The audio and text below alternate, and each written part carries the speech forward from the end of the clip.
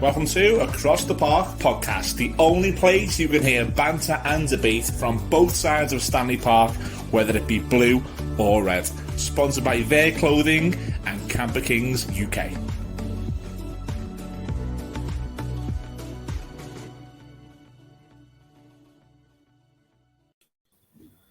Hello everyone, welcome to Across the Park podcast. This is, as you can see from the background, a blue episode. So if any Liverpoolians who are not interested, you can turn off or you can listen to me and Pricey having a good chat about Everton. So it's the Marcel Brands reaction, the reaction show to Marcel Brands' removal as director of football. I think that's probably the right term.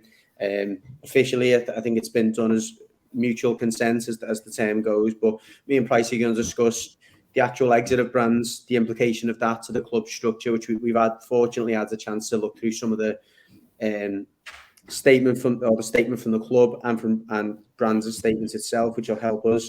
And we're also going to look at where that leaves Rafael Benitez, what that means for his position and his responsibilities going forward.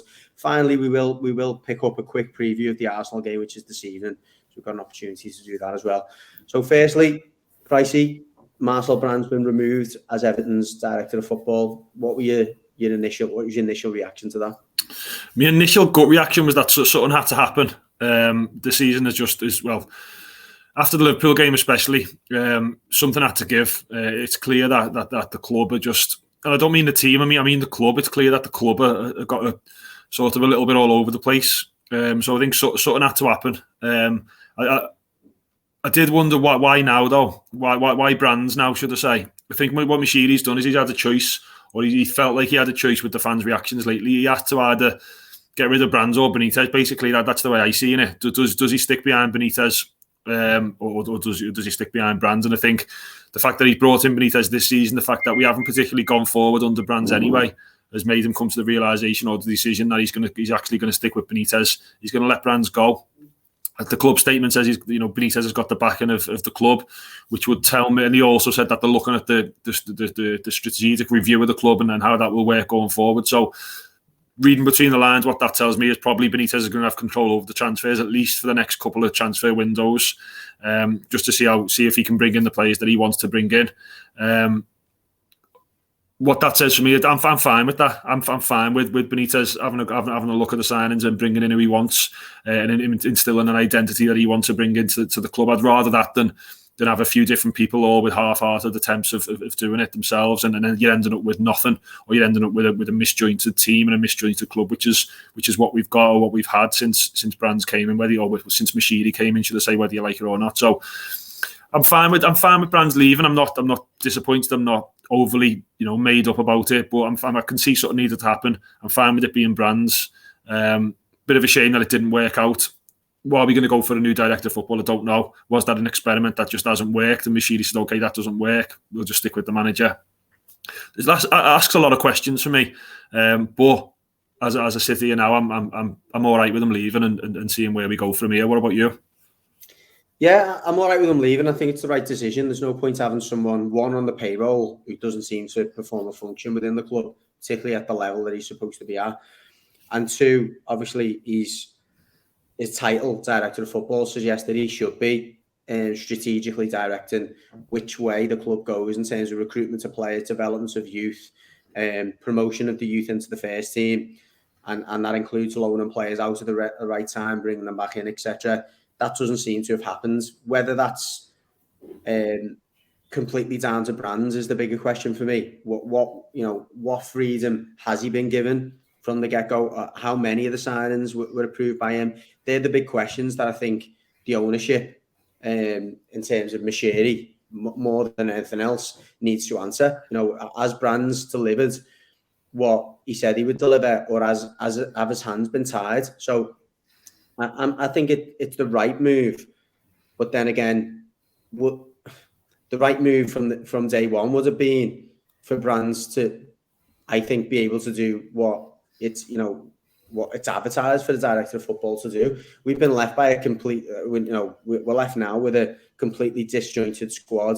A lot of players on daft contracts. A lot of players that have been signed for overinflated fees. I struggle to believe that all of all those signings were sanctioned by Brands, and he's gone as far as to say that.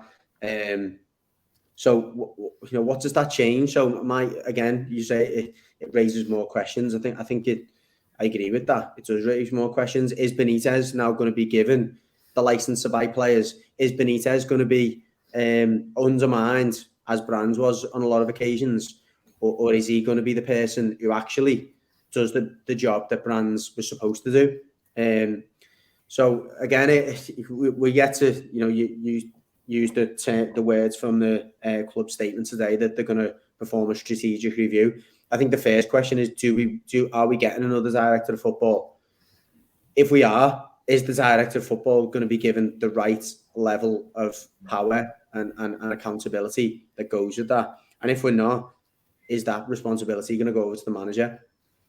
If Benitez now gets the job to buy the players, to direct or to influence the pathway of youth developments, then great. At least we know as a fan base who is accountable for it and who the buck stops with. But that's been the most frustrating thing as a fan, is you don't know who to blame, but then it's kind of, even if things are going well, you don't know why they're going well, do you? It's just a bit of a coincidence, and yeah, I think that's for me where my concerns lie. Is like, what now? Great, you've apparently got rid of what might have been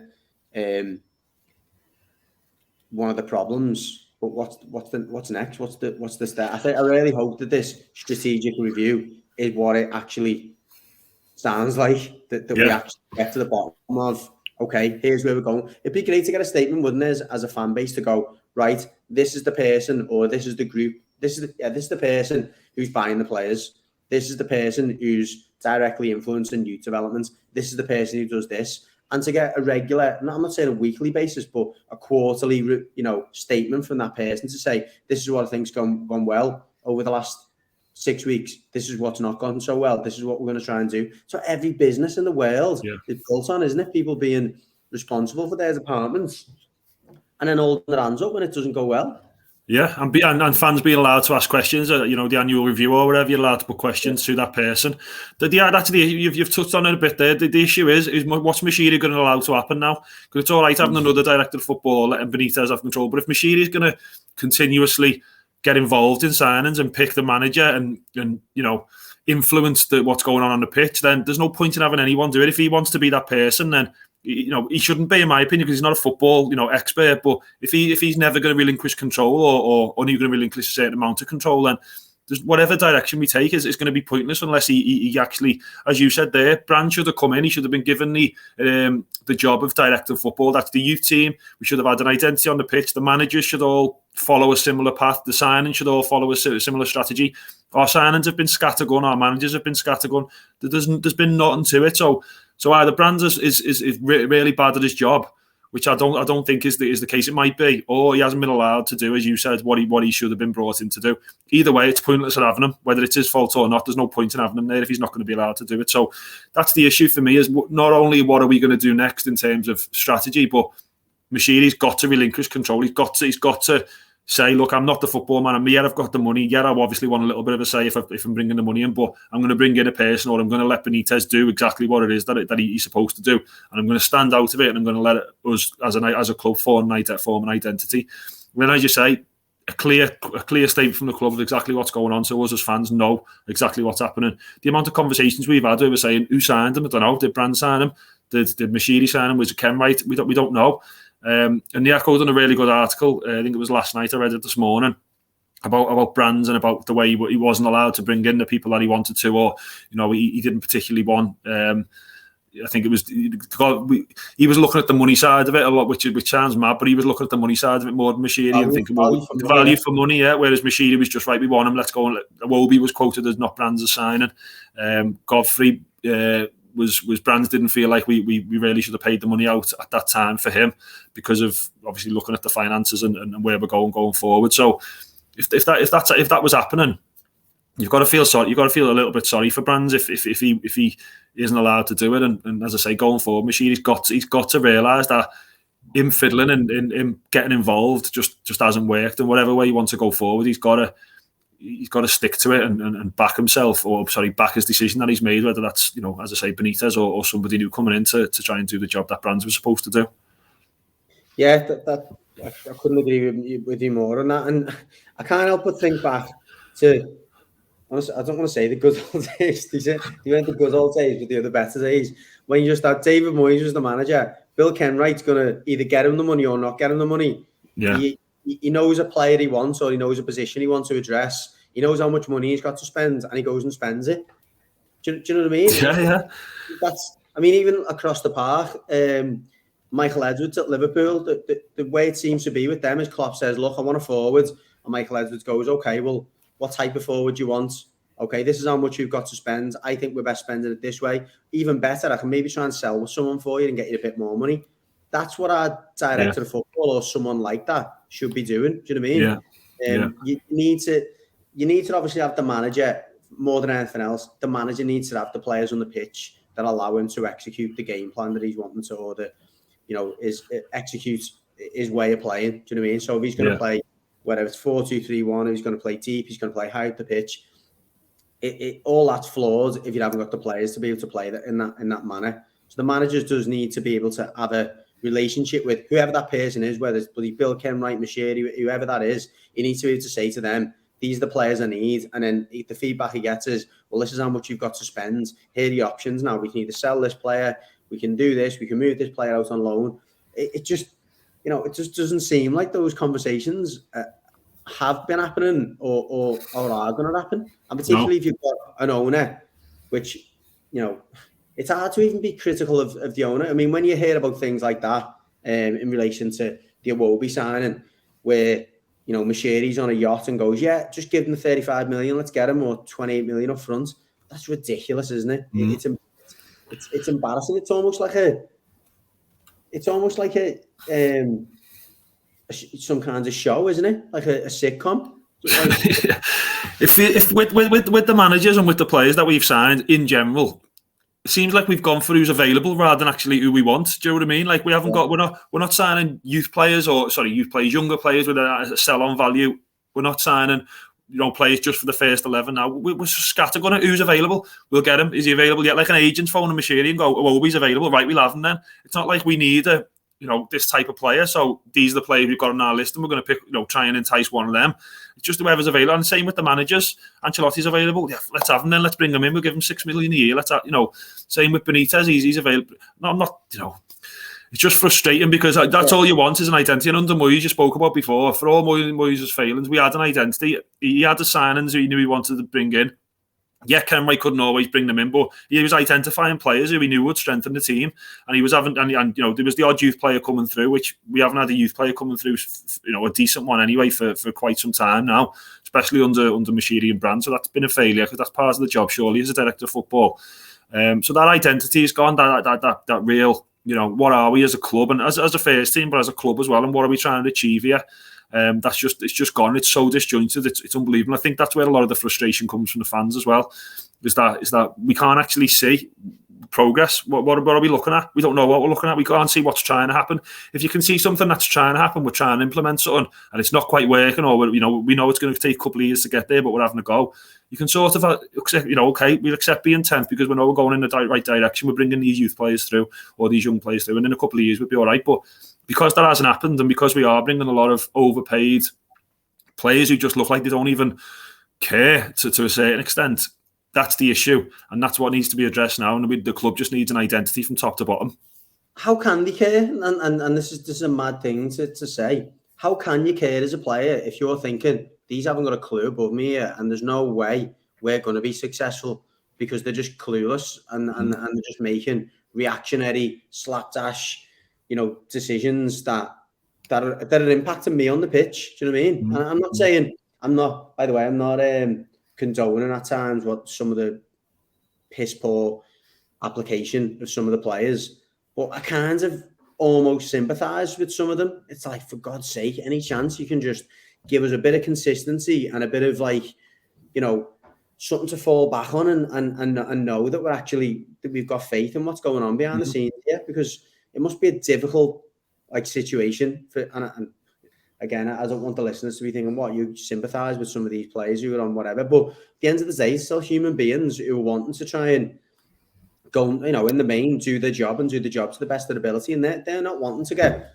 they're not going to be wanting to get slagged off by us on a regular basis. I also kind of feel for the marketing team, because the things you were saying before, it's like, where's the progress? The only thing our marketing team can ever report on is the stadium, because you can actually physically see progress. Yeah. You can't go, oh, well, look at this and look at that. They've never got anything to kind of, they must be going, give us something here. Do you know what I mean? I think Mashiri get a lot more. Not that he need, I think if it weren't for the stadium, I think there'd be people who were saying, just get him to sell it, get him to sell the club. It hasn't worked. Get him, just sell it, because we've obviously got the stadium. That's the only bit of progress we can see as fans. Yeah. And it's all that chatted, like you're saying there, the marketing team, and it makes you feel like, as soon as we get it, if we can just get in the stadium, that's the way it feels at the minute. Let's just get to the stadium, and then everything's going to be all right. But it's not, unless there's a structure and a culture in the club. We're just going to be a shite team in a stadium that's half full. Do you know what I mean, or 3/4 full, and it's going to be embarrassing. That's if you're going to get a little bit more deeper beneath the surface and really think about it, that's a concern for me.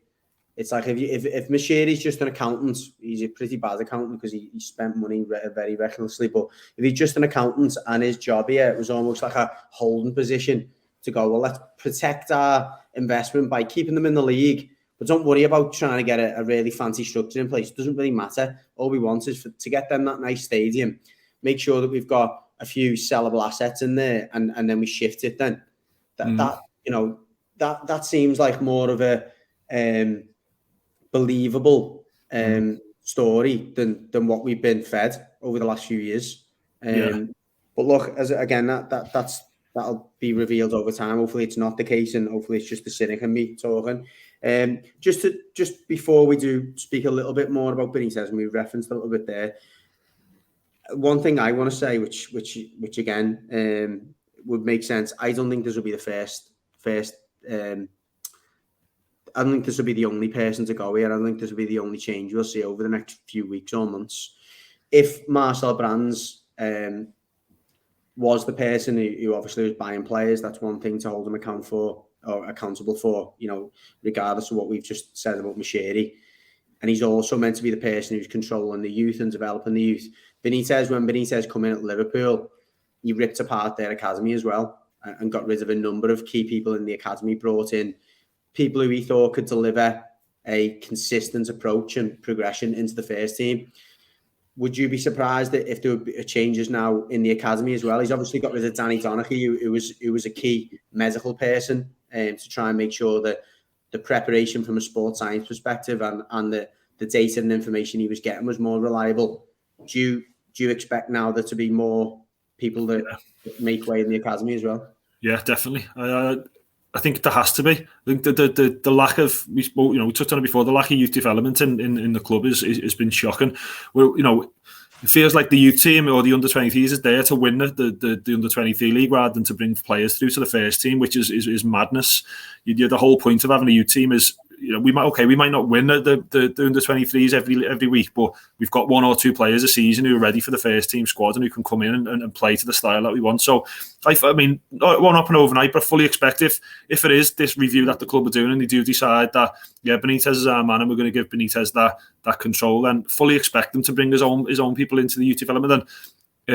And you'd want that. Yeah, I want that. I don't want David Unsworth there, no matter what manager comes in and he's still doing the same thing. I want a manager to bring in his own people and his own men and let him have that control of, as I say, the club, essentially, and the style of and the brand of football that we're going to play. I think it needs it. What about you? The jobs for the boys culture is another thing that stinks of mismanagement and laziness. It's like, it seems like whenever someone quits footy and just knocks on the door, literally at Finch Farm, they just get a job. And it's player. But any company that had the proper structure, be like, hold on, wait, no, he can join the list here. He can come in, he can maybe do some experience here, but he's not getting a job unless he fits the identity of what we're trying to do here, regardless of how many games he's played. I mean, I've been vocal on not only our own show, but on other shows about the role of Duncan Ferguson. Look, I love Duncan I loved him as a player. I loved the passion that he brought to the job when he was caretaker manager. But even the case of Ferguson, it shouldn't just be, Ferguson stays because he's an Everton legend. Whether it's Benitez or any other manager, they should have the choice to pick whatever staff they want, and they can't be thinking, oh well, what are the fans going to think if I get rid of him? That's it shouldn't even be on the manager to a certain extent. No. It should be, well, look, the manager, can have who he wants, and as a board or whoever, we can't meddle with that, and that's not. So I think the whole jobs for the boys culture has got to go. There was actually a joke going around this morning, and it's a little bit harsh on this particular person because he's a nice kid and everything. But Jose Baxter has been announced as Everton's new director of football. Jose's a boss lad and he's trying his best to get on his way and do his badges and all that. But that type of thing wouldn't almost surprise me. And it's like I think that comes from outside of Everton, where that little joke of a rumour come from, or not a rumour, just a bit of a meme, if you like. So it's like that says it all, doesn't it? We've got to get away from people just getting jobs because they were former players or whatever the status is, and start appointing a management structure that serves the development of players and promotion of players into our first team. 100%, and those ex-Everton players, they weren't even like, it's not like they were winners. It's not like they were winners in their own playing days, and so we're bringing in a winning mentality and a winning culture. That's not even the case. The Duncan Ferguson, I'm the same as you. For me, all I think is if you want Benitez to do what we want him to do, he's got to be allowed to bring in the people he thinks that's going to help him do what we expect him to do. And then if you're not allowing him to do that, how can you expect him to be successful if you're not allowing him to bring in the people that he's been successful with in the past, or brought in a structure that he knows will work for him before?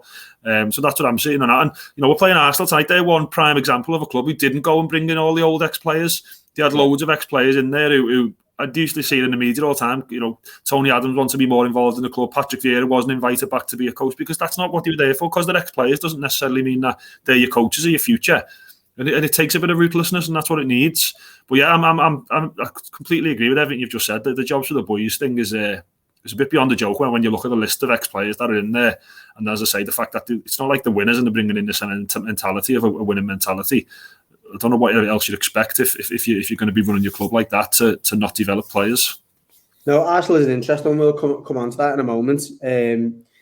But yeah, I think Arsenal is a good example because you've got Edu, their director of football, who come under a lot of scrutiny, a lot of pressure, but he stood up and he took it on the chin and went, well, look, this is what we're doing. He got criticised heavily for the signing of Ramsdale by the fans more than anything else. Like, what are we doing? Buying a sub keeper for 30 million. He's now one of the best keepers in the Prem. Mm-hmm. It was a massive part of them getting loads of 1-0 wins. I don't think they're a great side, by the way, but they've got a lot of young players, and they're certainly a team that if you're a fan, you go, do you know what?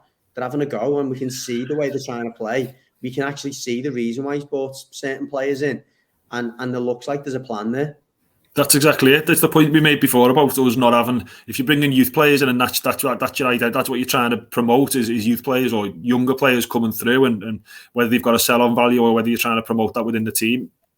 It's not going to work straight away. And Arsenal is the example of it. It's not working right now, but they're sticking to it. They're sticking to the plan. They know what the plan is. They're not going to rip her up just on the first sign of trouble. They're going to stick to it. And I bet that Edu and Arteta have got a good relationship about Arteta, and they're in conversation all the time about who he wants, and they're working together, which just doesn't look like it's the case at all with him. I mean, Brands wasn't even on the Benitez statement when he came into the club.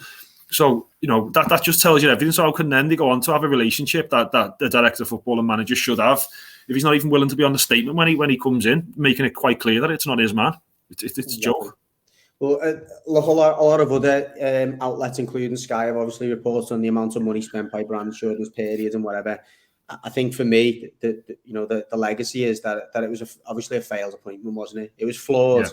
The reasons that we've discussed, and probably many other reasons behind the scenes, but very disappointing in terms of an outcome at the end of it. I was excited when we appointed him. I thought, you know what, again, for all the reasons that we have discussed, we're maybe going to unearth some talented players that maybe we wouldn't have done before. We're going to get some value there from time to time, and we're going to have a consistent way of playing regardless of who the manager is. I think the only manager from Everton we've heard, and certainly from almost Brands' backing himself that he selected was Marco Silva, wasn't it? Yeah. That sums it up, because it wasn't a great appointment at the time anyway. You look back and you think he wasn't the right man, but still, he still hasn't even had the opportunity to try and keep him when he wanted to. So it's like, you can't. You can blame him for the appointment, but then you can't blame him, because who knows where we would have been if we would have kept him for 2 or 3 years, whether we might have been in a slightly better position. I don't know. I mean, I was a fan of Marco Silva. I think he's doing a good job now at Fulham, but that doesn't mean to say that he was the right man for the job. But we will never know, and I think that's almost the last thing I can say on Brands is we will never know. We will never know whether it was the right thing in the first place, whether he did a good job, bad job, or in between, because there are so many anomalies in there, aren't there, and so many kind of different factors that have led to this day now. So anyway, just briefly touching on tonight, obviously Arsenal, we praised their model in the background and what they've actually done strategically to get themselves in a better position now with a younger squad, more exciting squad. They have got some of their own problems as well, though. Aubameyang, there seems to be a rift behind the scenes there. Obviously, he's their club captain, but he was taken off at the weekend. I think since Arteta's come in, there's been that weird disconnect between him and Arteta, but he's obviously a massive player for them. What are your feelings about tonight's game and the chances of us taking 3 points? I think it's a winnable game. It's definitely a winnable game. You'll just come back to the good thing is when I've watched Arsenal, they've still got that little bit of a soft underbelly, even though they're improving. I think that's where we can get at them. You're saying about the 1-0 clean sheets they had and stuff, but that was the amount of saves Ramsdale made during that period. Teams are still having chances against them, and I think Liverpool exposed them the other week when they play. I know Liverpool are head and shoulders above what we are at the minute, but they exposed Arsenal for what they were and really got at them, and Arsenal sort of caved in a little bit. I think it's a difficult game. I think we're going to need to be a lot better than we were against Liverpool. Probably going to need, I'd probably say maybe an extra man in midfield, like we were asking for Liverpool. I'd probably go that way, down that route against Arsenal. And it'd be difficult, but that Brands decision maybe, I don't know, maybe it just gets the crowd a little bit up for it. The fact that they've actually seen something's happening, and people get a little bit more up for it. But I think it'll be difficult. But I think we need the win, don't we? We need the win. When you look at the league table, especially, we need the win. It's a massive one for us.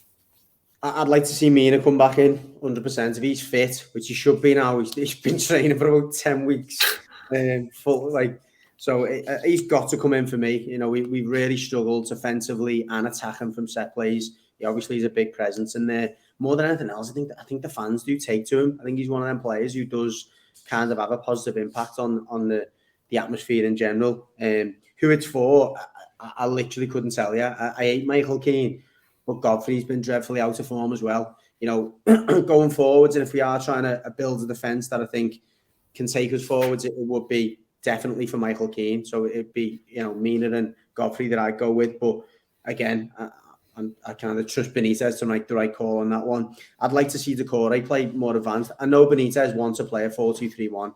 Done it at Liverpool. He's done it, at Newcastle. Even if it was more of a 4-5-1, it's a 4-2-3-1. So in that case, I'd love to see Delphin and Allen at the base of that. I do think we need more central midfielders in there and bodies, and play Decore more advanced.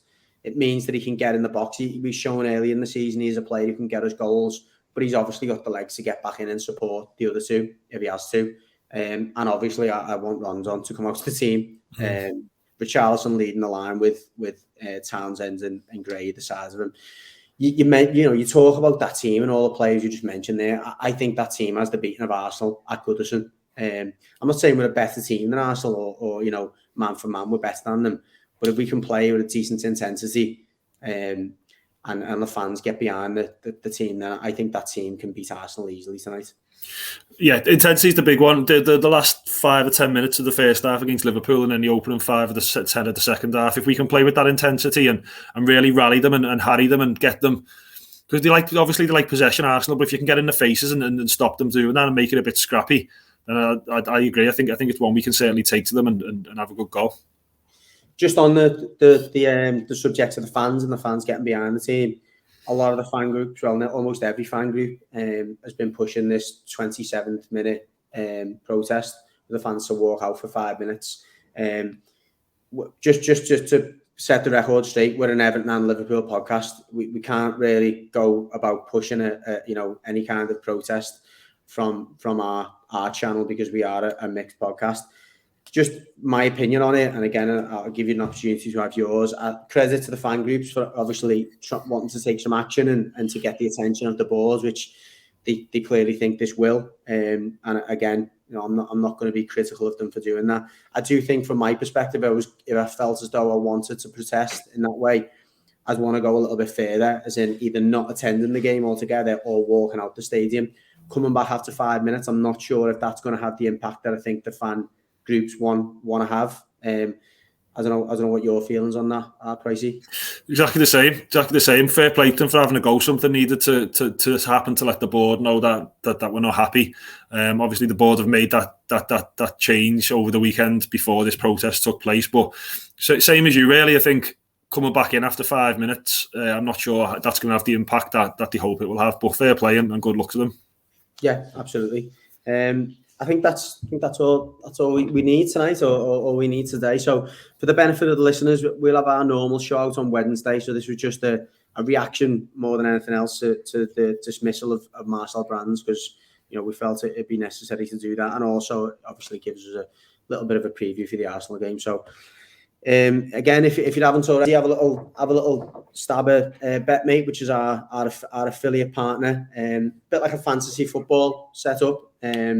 Again, no obligation as viewers or listeners. You don't have to play. But for us, again, it was an opportunity for us to continue our little fancy footy game that we've had going from the start of the show. So check BetMate out if you want to have a little go on that. So anyway, thanks guys, and we'll catch you all on Wednesday.